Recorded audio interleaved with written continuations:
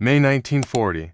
Northern France lay under a tense quiet. The German Wehrmacht had unleashed a lightning offensive through the Ardennes, bypassing the heavily fortified Maginot Line, and sweeping across Belgium and northern France with terrifying speed. British Expeditionary Force BEF units, alongside French and Belgian troops, were in a precarious position. The German pincer movement threatened to cut them off from the English Channel entirely.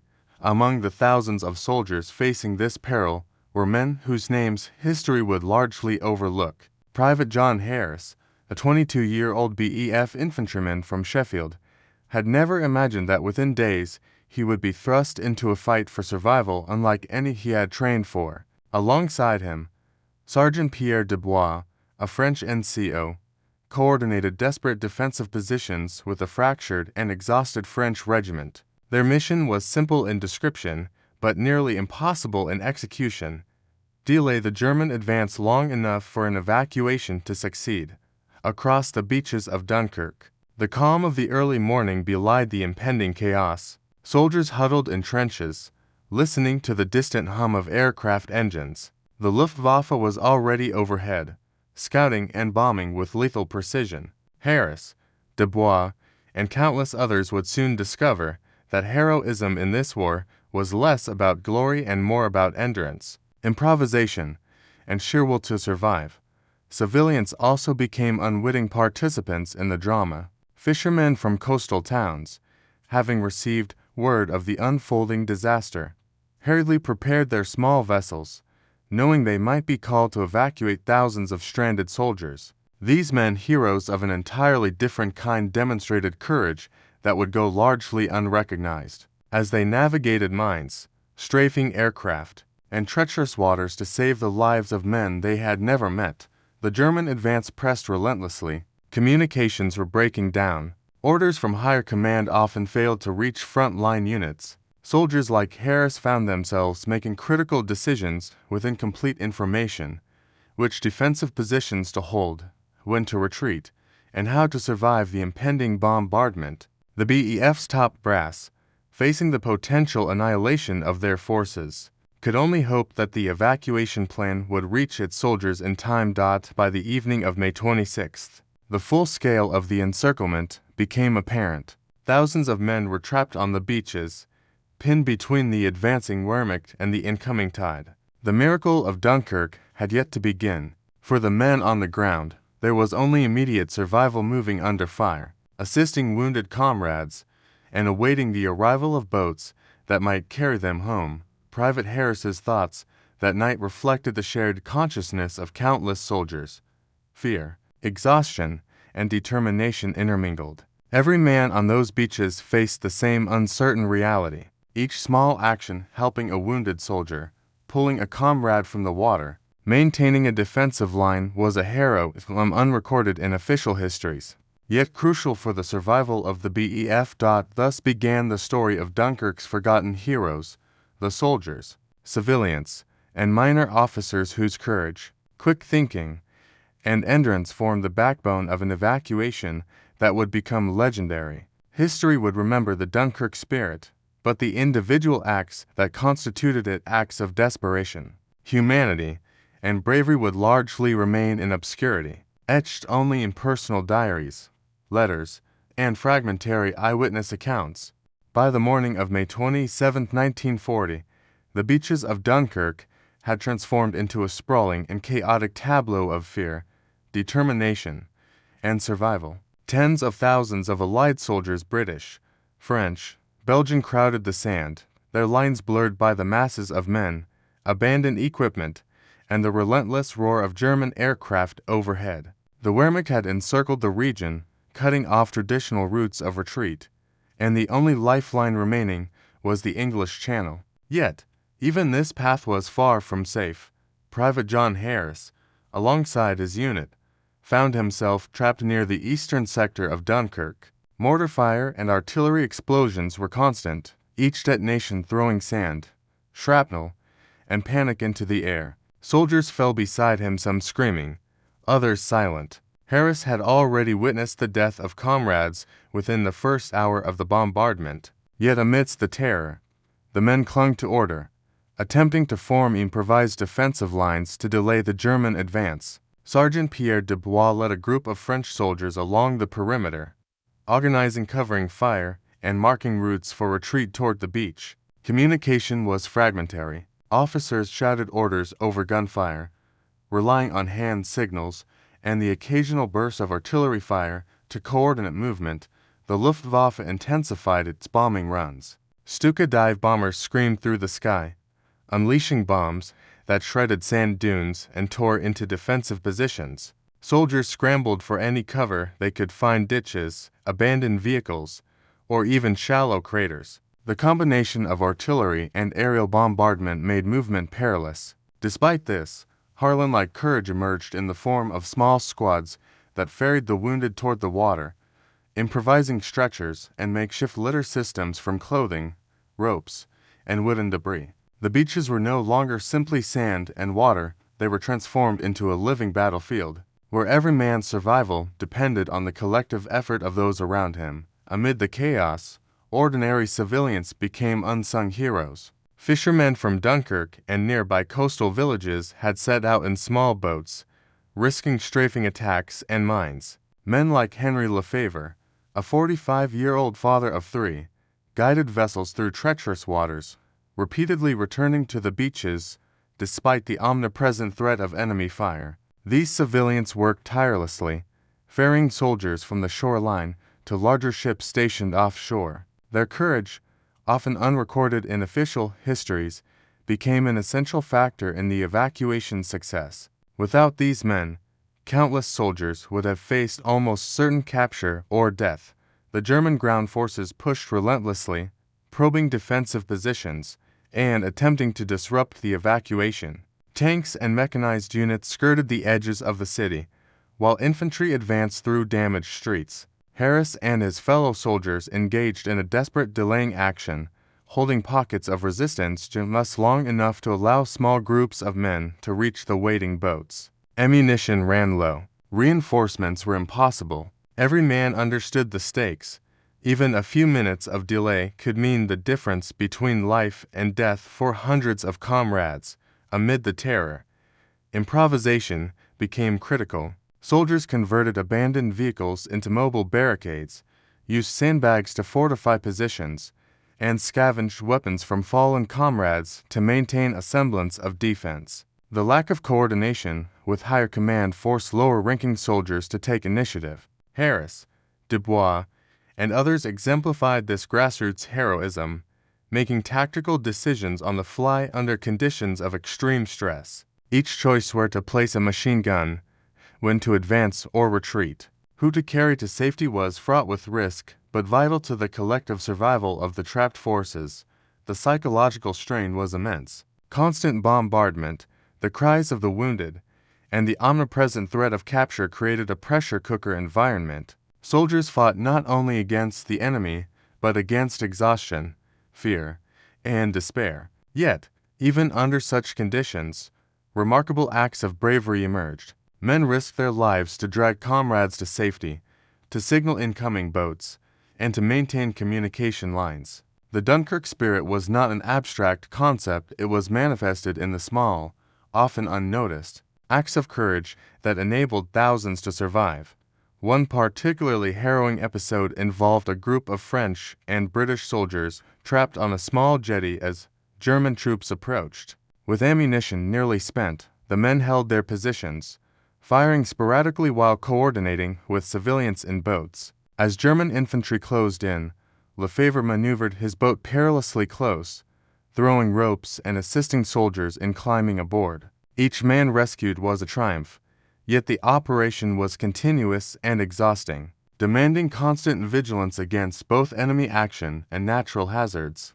Communication remained fragmented, and coordination between British and French units was challenging. Language barriers, differing command structures, and the sheer chaos of the environment complicated efforts. Yet, these challenges highlighted the ingenuity and perseverance of the soldiers and civilians alike. They adapted, improvised, and cooperated under extreme duress, creating a network of survival that stretched across the beaches, streets, and waters of Dunkirk.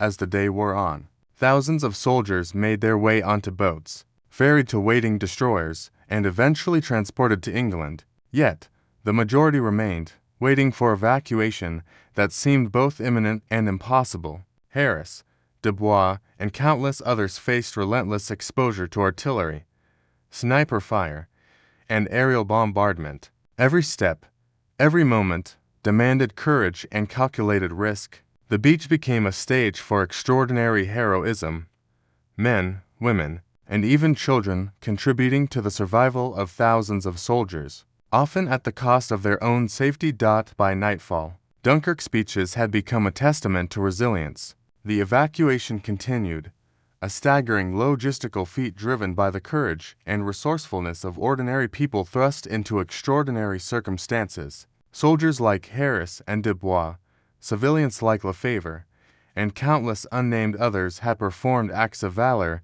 that history would largely overlook. These forgotten heroes ensured that a significant portion of the BEF survived, preserving not only lives but the morale and fighting capacity of Britain itself. While the soldiers of the BEF fought desperately to hold the beaches of Dunkirk, another group of unsung heroes emerged. The civilians, ordinary men, women, and even teenagers were thrust into a war they had not anticipated, yet they rose to the challenge with remarkable courage and ingenuity. Their actions, often spontaneous, improvised, and perilous, became a crucial element in the evacuation that would later be termed the miracle of Dunkirk. Fishermen, accustomed to navigating the unpredictable waters of the English Channel, were among the first to respond. They had received word from local authorities and military liaisons that soldiers were trapped along the French coastline, unable to reach the larger evacuation vessels waiting offshore. Men like Henry Lefebvre and Jean Morel, seasoned by decades of fishing in the North Sea, quickly prepared their small boats. These vessels, some little more than rowboats or modest sailboats, were not designed to carry dozens of soldiers under combat conditions. Yet these civilians loaded them to capacity, braving treacherous waves, floating debris, and the constant threat of enemy aircraft overhead. The courage displayed by these men was extraordinary. Each voyage from the shore to larger ships stationed offshore was fraught with risk. Stuka dive bombers swept low across the water, releasing bombs and strafing men packed onto small boats. Mines floated unseen, ready to detonate under the hull of any vessel. Yet the civilians persisted, returning again and again to ferry soldiers from the beaches. Exhaustion, fear, and the ever-present danger of death were constant companions, yet they were outweighed by a singular purpose: to save lives. Women also played vital roles. Some assisted in organizing medical aid, tending to the wounded on the beaches, and guiding soldiers toward evacuation points. Others coordinated logistics, ensuring that boats were fueled, supplies were available, and communication with military command was maintained. Though often overlooked in historical accounts, their contribution was indispensable. They worked tirelessly, often risking their lives in areas subjected to artillery and aerial bombardment. Their courage was quiet but decisive, a testament to the collective effort that made the Dunkirk evacuation possible. Even teenagers contributed in meaningful ways. Many served as messengers, carrying notes between military officers and civilian organizers under conditions of extreme danger. Others helped transport supplies, guided boats, or assisted wounded soldiers. For many of these young individuals, the events at Dunkirk would become defining moments of their lives, a crucible of responsibility and bravery that demanded maturity. Far beyond their years, one remarkable story involves a small fleet of fishing boats organized by the mayor of a nearby coastal town. The mayor, understanding the urgency of the situation, coordinated volunteers to gather every seaworthy vessel available. Boats were patched, oars repaired, and sails reinforced. The civilians involved had no military training, yet they relied on their experience at sea and a keen understanding of tides and currents to navigate the hazardous channel waters. In doing so, they provided a lifeline for thousands of soldiers who would otherwise have been stranded, captured, or killed. The risks these civilians faced were staggering. Enemy reconnaissance planes scouted the waters, marking targets for aerial bombardment. Anti-aircraft fire from both sides sometimes created crossfires that endangered every vessel. Weather conditions were unpredictable, with sudden gusts and choppy waves threatening to capsize overloaded boats. Despite these dangers, the civilians pressed on, their determination fueled by a sense of duty, solidarity, and compassion for the stranded soldiers.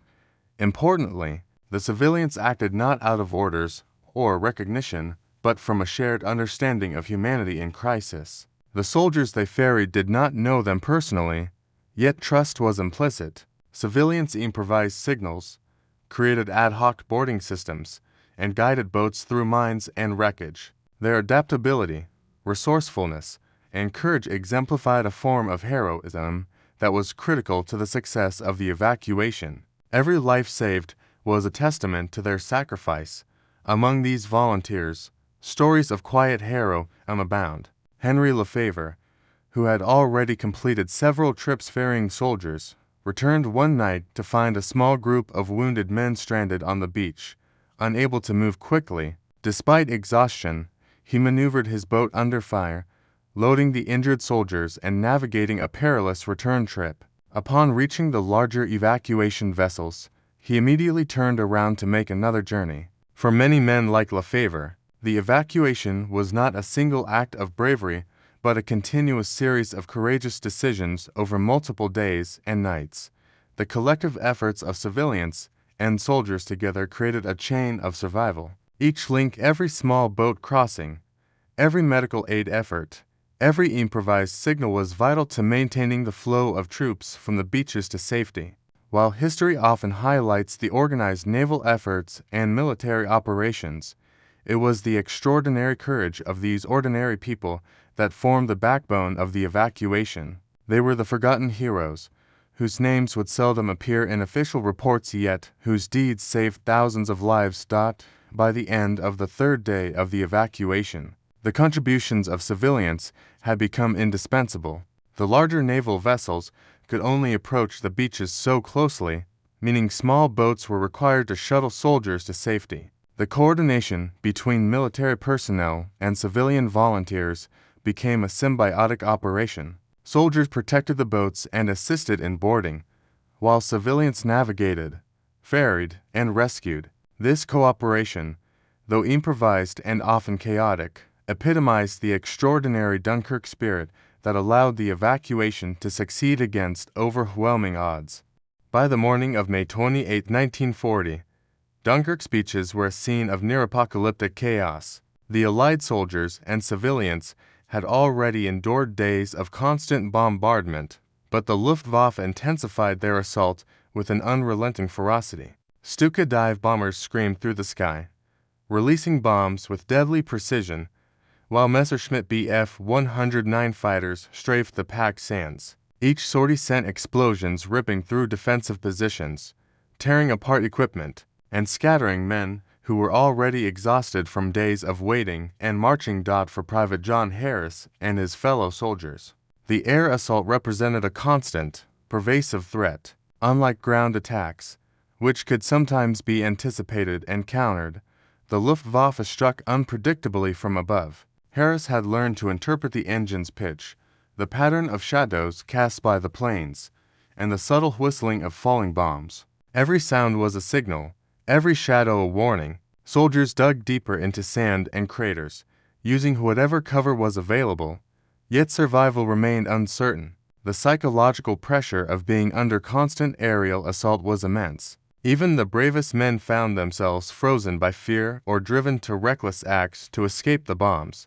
The civilian rescuers also faced tremendous danger. Small fishing boats, overloaded with soldiers, became vulnerable targets in the shallow waters near the beaches. Pilots targeted the largest concentrations, forcing civilians like Henry Lefebvre and Jean Morel to navigate under near impossible conditions. Every crossing was a gamble, enemy fighters overhead, floating debris below, and the looming threat of mines. Yet these men repeatedly returned to the beaches, driven by the knowledge that the lives of hundreds depended on their courage. Their navigation skills, understanding of tides, and calm under pressure allowed them to make repeated trips. Despite the near certainty of danger, the Luftwaffe strategy was not only to kill, but to instill fear and disrupt the evacuation. Bombing runs were coordinated to strike the densest concentrations of men and equipment. Dive bombers would scream down at angles designed to maximize destruction,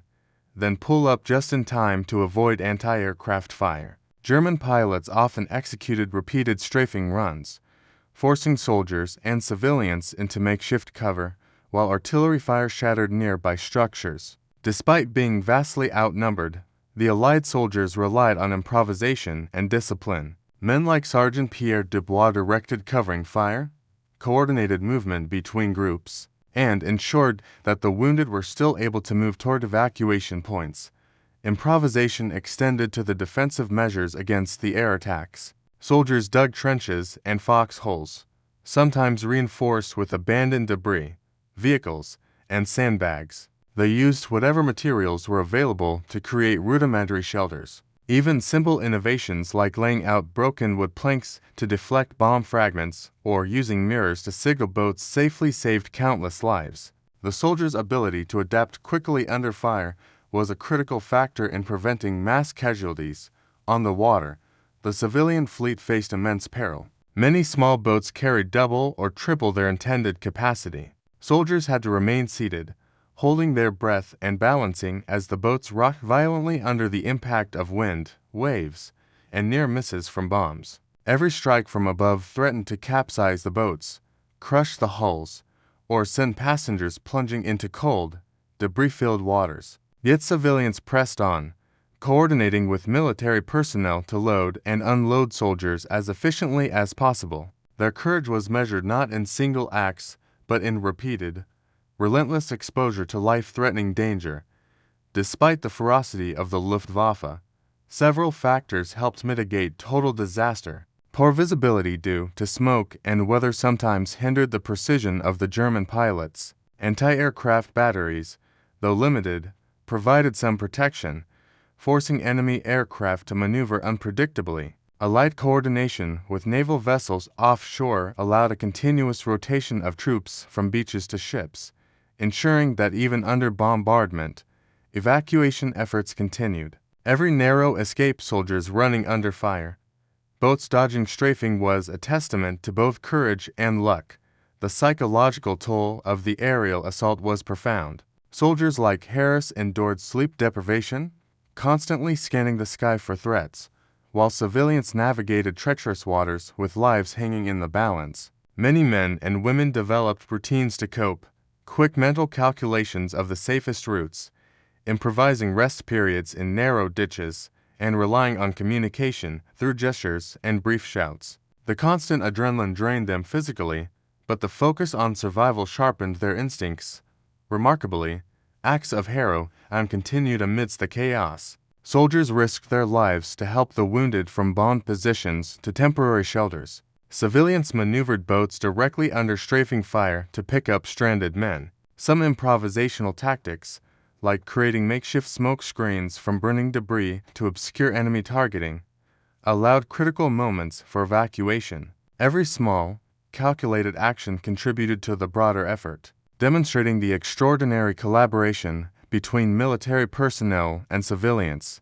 Harris, Dubois, and others began noticing patterns in the Luftwaffe's attacks. Dive bombers often followed predictable paths when approaching the densest areas, providing moments of tactical advantage. Soldiers used these brief windows to move wounded comrades, transfer supplies, and coordinate boarding onto waiting vessels. Each movement required precise timing and nerves of steel, highlighting the extraordinary discipline and resourcefulness of those involved. As the day wore on, the intensity of the aerial assault showed no sign of abating, yet evacuation numbers continued to rise. The combination of disciplined soldierly tactics, civilian bravery, and sheer ingenuity allowed thousands to escape, even under the persistent threat of German planes. Soldiers and civilians alike adapted to the chaos, becoming experts in reading the battlefield from both sand and sea. By the end of May 28, the relentless Luftwaffe attacks had claimed lives,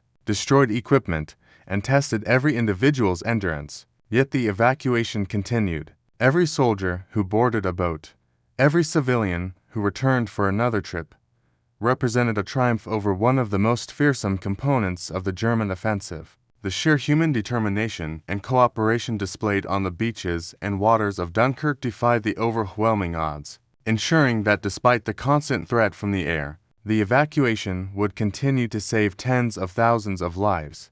By May 29, 1940, the evacuation at Dunkirk had entered its most critical phase. Soldiers had endured days under constant bombardment, strafing, and artillery fire. Exhaustion weighed heavily on the men, yet the pressure to reach safety intensified as the German advance threatened to cut off the last escape routes. The beaches, once vast stretches of sand, were now congested with soldiers, abandoned vehicles, and debris from the relentless fighting. The scene was chaotic, dangerous, and tense, yet the spirit of survival and resilience drove every man, woman, and child involved in the evacuation. Private John Harris, along with his company, faced the daunting task of moving wounded comrades toward the beach while holding defensive positions against advancing German forces. Ammunition was scarce, and exhaustion made coordination difficult. Despite this, Harris's training and leadership instincts allowed him to organize small groups for cover,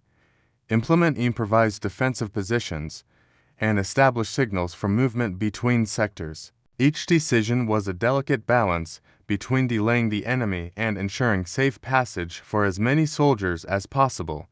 The civilian flotilla continued to play a vital role in the final push. Fishermen and volunteers braved increasing numbers of Luftwaffe attacks to shuttle soldiers from the crowded beaches to waiting ships. Men like Henry Lefebvre made repeated trips, each journey more perilous than the last. Waves, debris, and bomb fragments threatened to overturn boats, yet these civilians remained steadfast. Their intimate knowledge of the channel waters, combined with nerves of steel, allowed them to execute complex maneuvers under pressure. In many cases, their courage directly determined whether a soldier survived to reach evacuation vessels.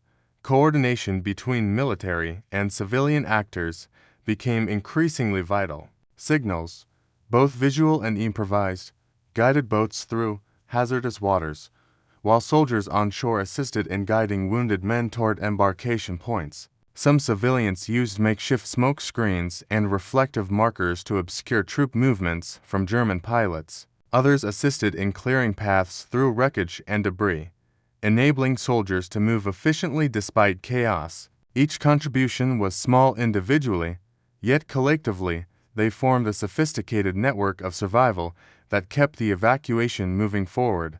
The German forces pressed harder. Infantry advanced toward the beaches, supported by light armor and artillery. The threat of encirclement loomed large. Harris and his fellow soldiers engaged in desperate delaying actions, holding small defensive pockets to buy time for others to escape. Every moment counted. Soldiers improvised with abandoned rifles, captured ammunition, and even hand-to-hand combat when positions were overrun. The intense pressure tested the limits of endurance, yet the determination to survive and protect fellow soldiers prevailed.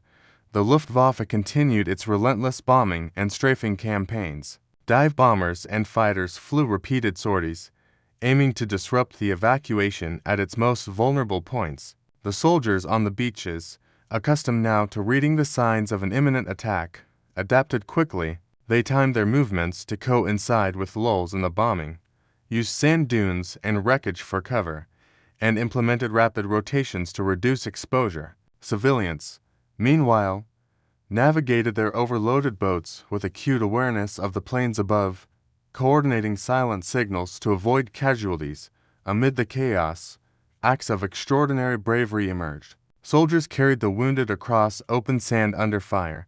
Civilians maneuvered boats dangerously close to mines and debris, and small groups provided covering fire while others escaped. These individual decisions, often made in seconds, were life-saving for those involved. Sergeant Pierre Dubois coordinated movements with both British and French troops, ensuring that evacuation points were continuously supplied and that soldiers were prioritized for boarding based on injury, fatigue, and exposure. The evacuation ships offshore faced challenges as well. Destroyers and larger vessels could not come too close to the beaches without risking mines and artillery fire. Soldiers had to be ferried in small craft, each trip fraught with danger from both enemy aircraft and treacherous waters. The efficiency and courage of the civilian fleet became increasingly vital. Each successful trip meant dozens of soldiers reached safety, while failed attempts could result in catastrophic losses. The synchronization of these efforts required extraordinary focus, resilience, and trust between soldiers and civilians alike. As the day wore on, the intensity of the German assault increased. Bombing runs grew more precise, artillery fire intensified, and infantry moved ever closer to cutting off the remaining escape routes. Harris and his comrades engaged in continuous movement, alternating between defensive positions and evacuating soldiers. They scavenged ammunition, improvised stretchers, and used any available cover to shield themselves from incoming fire. The mental and physical exhaustion was palpable, yet the stakes, the survival of thousands of men, demanded relentless effort. By mid-afternoon, a noticeable shift occurred. The persistence and ingenuity of soldiers and civilians began to tip the balance. Despite overwhelming pressure, evacuation continued at a remarkable pace. Soldiers coordinated efficiently with small boats, civilians navigated hazardous waters with increasing skill, and communication between sectors allowed critical information to flow despite the chaos. Every individual's contribution, whether ferrying soldiers, providing covering fire, or navigating treacherous terrain, became a vital component in the larger effort. Harris, now acutely aware of the proximity of German forces, took personal risks to ensure wounded soldiers reached safety. He carried injured comrades across open sand, provided covering fire, and guided civilians' boats to strategic embarkation points. Each action was a calculated gamble, but every decision increased the number of lives saved. The combination of training, instinct, and sheer courage allowed soldiers like Harris to function effectively even under extreme duress. As the day drew to a close, thousands of soldiers had been evacuated, but many remained stranded. The final push required coordination, courage, and extraordinary endurance. Soldiers continued to hold positions, civilians ferried men through increasingly hazardous waters, and both adapted to the relentless assaults from air and ground. The exhaustion, injuries, and psychological strain were immense, yet the collective determination created a force greater than any single component of the evacuation. By evening, the final segments of the beach saw the culmination of this extraordinary effort. Despite constant bombardment, strafing, and encroaching enemy forces, the evacuation continued. The combined heroism of soldiers and civilians ensured that the WWII retained a significant portion of its fighting capacity, preserving morale and securing a foundation for the continued resistance against Nazi Germany. The final push at Dunkirk was not simply a military maneuver, it was a testament to human resilience, courage, and ingenuity under pressure. By May 30, 1940, Dunkirk's beaches were entering their final stage of evacuation. The scale of chaos had reached staggering levels. Thousands of soldiers remained trapped between the advancing German forces and the Channel, while the remnants of the civilian flotilla and naval vessels tirelessly ferried men to safety. Exhaustion and fear were pervasive, yet the determination of those involved never wavered. The final waves of evacuation would be the most dangerous. As the Germans sought to cut off the remaining escape routes entirely, Private John Harris had already endured days of relentless bombardment. Straddling the line between hope and despair, alongside his comrades, he faced the grim reality that for many, the evacuation would be the difference between life and death. Ammunition was nearly depleted, defensive positions had been abandoned or destroyed, and fatigue had taken its toll. Yet necessity demanded perseverance. Every step toward the water was a struggle. Every decision had to balance personal survival with the safety of others. Harris became a figure of quiet leadership, guiding small groups of exhausted men across open sand and directing them toward waiting boats. The civilian fleet, the so-called little ships, continued to be indispensable, Vessels ranging from fishing boats and yachts to rowboats ferried soldiers under increasingly harrowing conditions. Luftwaffe planes still strafed the beaches, and floating debris, destroyed vehicles, and sandbars posed constant navigational hazards. Civilians like Henry Lefebvre, Jean Morel, and dozens of others undertook repeated crossings, each trip a calculated risk. Their knowledge of tides, currents, and shallow waters became critical, as approaching destroyers could not come close to the beaches without risking mines or artillery fire. Communication between sectors, though fragmented, became increasingly vital. Soldiers on shore used flares, flags, and shouted instructions to coordinate movements with boat crews. Civilians responded with split-second precision, navigating hazardous routes to pick up soldiers while avoiding enemy fire. Coordination had to be adaptive and improvisational, as the chaos of battle rendered traditional chains of command largely ineffective. Each successful trip relied on an unspoken trust and shared understanding between civilians and soldiers. Forged in the crucible of survival, the Luftwaffe remained relentless, conducting repeated bombing and strafing runs aimed at disrupting the final evacuation waves. Soldiers moved continuously between cover, while civilians maneuvered vessels skillfully under fire. Explosions ripped through the sand, throwing debris into the air and sending shockwaves that threatened to destabilize boats in the shallow waters. Despite this, determination persisted. Soldiers helped civilians push overloaded boats into deeper water, guided the wounded aboard, and provided covering fire when necessary. These actions were repeated hundreds of times, each small act contributing to the larger effort. Medical challenges added another layer of difficulty. Wounded soldiers had to be transported under fire, often using improvised stretchers and makeshift litter systems. Civilians worked alongside medics, helping load injured men into boats. In many cases, men who were barely able to walk were carried several hundred meters across open sand to reach embarkation points. The coordination, stamina, and courage required were extraordinary. Exhaustion and stress were compounded by the knowledge that any misstep could be fatal not just for the soldiers, but for the boat crews navigating the water. Amid the chaos, acts of heroism continued to emerge. Soldiers abandoned heavy equipment to assist comrades. Civilians repeatedly returned to the beach for more trips despite near misses from bombs and strafing, and small groups organized evacuation points to maximize efficiency. Improvised signaling systems allowed boat crews to navigate through minefields, wreckage, and areas under fire. The cumulative effect of these actions enabled thousands of men to reach safety. Even as the German advance tightened around the remaining forces. By mid-afternoon, the final waves of the evacuation were underway. Naval destroyers and larger ships could only accommodate a fraction of the stranded soldiers, relying heavily on the civilian fleet to bridge the gap between shore and vessel. Small boats maneuvered skillfully in the narrow channels, avoiding collisions, debris, and enemy fire. Soldiers like Harris coordinated boarding, helping prioritize the wounded and ensuring that even the slowest or most exhausted men reached safety. Each crossing was a test of endurance, courage, and split-second decision-making.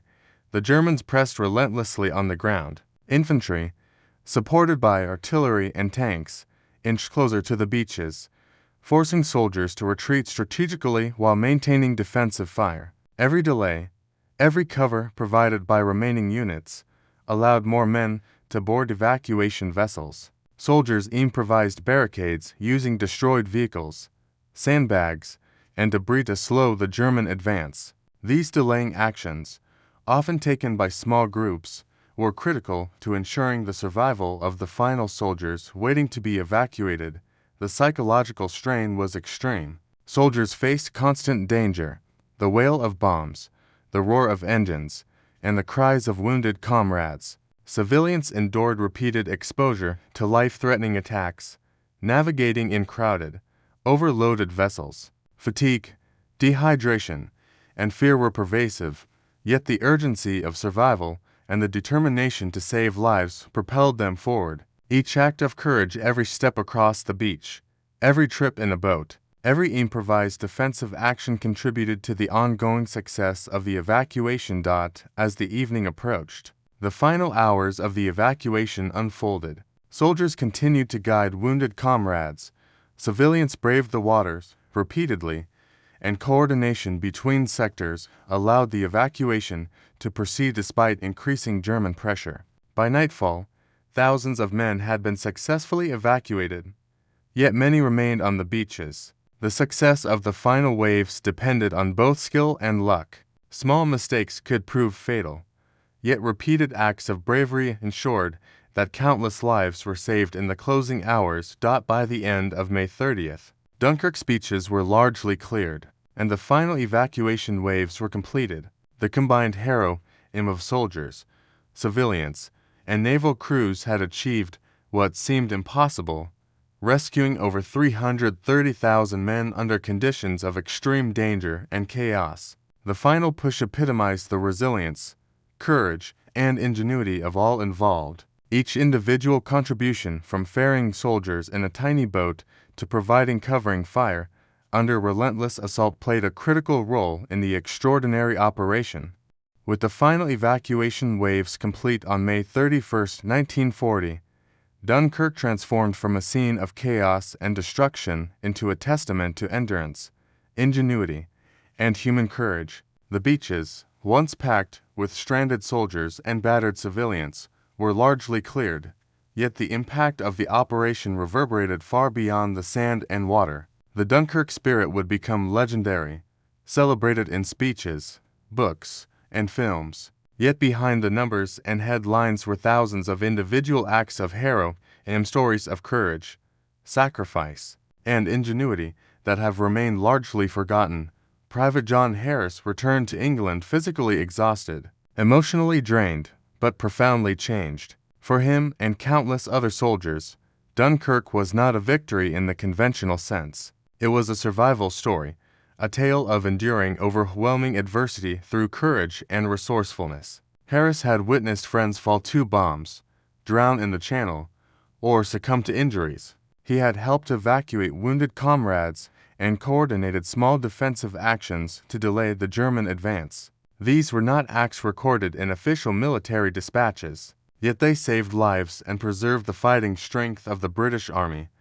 Sergeant Pierre Dubois, who had led French troops in a series of heroic delaying actions, also survived. His unit, severely depleted, had provided crucial cover for the evacuation of thousands of men. Dubois exemplified leadership under pressure, making split-second tactical decisions in the face of overwhelming enemy fire. Like Harris, his story is a reminder that heroism is often unsung, existing in the daily, calculated risks that ensure the survival of others.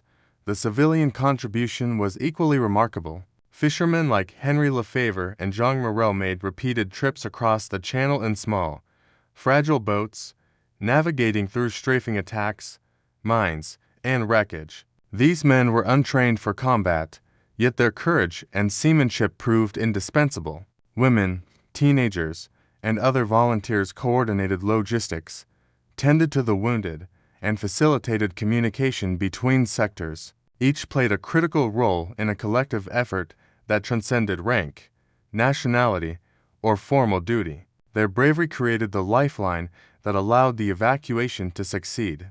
Yet their names are largely absent from traditional historical narratives. The scale of Dunkirk was extraordinary. Over 330,000 Allied soldiers were rescued in 8 days under constant threat from German forces. Naval destroyers, the Royal Navy, and the civilian little ships together accomplished a feat many had considered impossible. Yet this operation was not only about numbers, it was about human endurance. Each crossing, each defensive action, each improvisation represented the courage of individuals confronting death with determination and ingenuity. These acts collectively formed the foundation of the Dunkirk evacuation, making it a story of survival, heroism, and resilience that transcends conventional military history. The strategic implications of Dunkirk were profound. By preserving the bulk of the British Expeditionary Force, the evacuation ensured that Britain retained a capable army to defend the home islands, regroup, and eventually participate in subsequent campaigns, including the Battle of Britain and the liberation of Europe. Had the evacuation failed, the course of World War II might have been dramatically altered.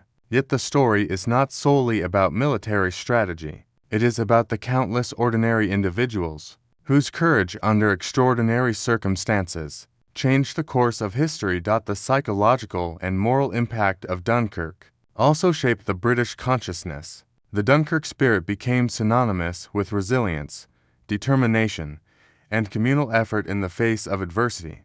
While Churchill's speeches highlighted national perseverance, the reality on the beaches was composed of fragmented units, exhausted civilians, and countless small acts of bravery. These moments, soldiers shielding the wounded, civilians navigating treacherous waters, medics improvising treatment under fire, defined the operation and provided a template for understanding human courage in crisis. Historians have increasingly recognized the importance of these forgotten heroes. Diaries, letters, and oral testimonies reveal the extraordinary efforts of individuals who worked without recognition, often facing extreme personal risk. Their stories illustrate the multifaceted nature of heroism.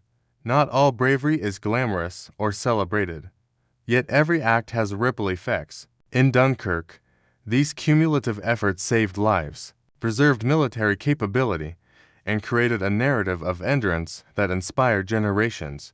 For Private Harris, the memories of Dunkirk were vivid and unshakable. The cries of the wounded, the roar of Stuka dive bombers, and the sight of small civilian boats ferrying exhausted men under fire remained etched in his mind. Yet he also remembered the acts of courage that had saved him and countless others.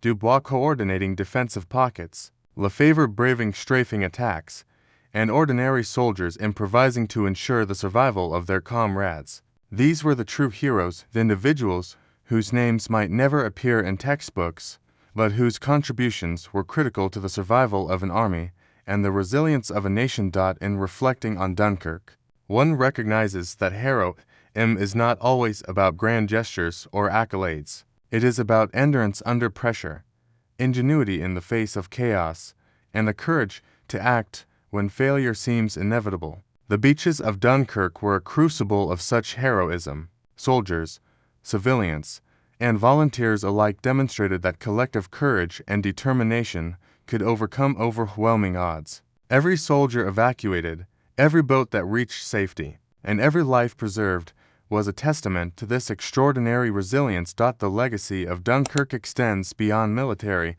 history into the broader understanding of human character under crisis. It reminds us that ordinary people can perform extraordinary acts when circumstances demand it. The forgotten heroes, the men and women, young and old, trained and untrained, embodied a courage that has inspired generations. Their actions ensured not just survival, but the possibility of victory in the broader war that followed. By May 31st, Dunkirk stood as a symbol of hope against overwhelming odds. The evacuation's success was not inevitable. It required the coordination, bravery, and ingenuity of countless individuals acting in concert under extreme pressure. The soldiers, civilians, and volunteers who endured relentless bombardment, navigated dangerous waters, and risked their lives for others exemplified heroism in its purest form. These were the forgotten heroes of Dunkirk, ordinary people whose extraordinary deeds shaped the course of history and whose legacy continues to resonate.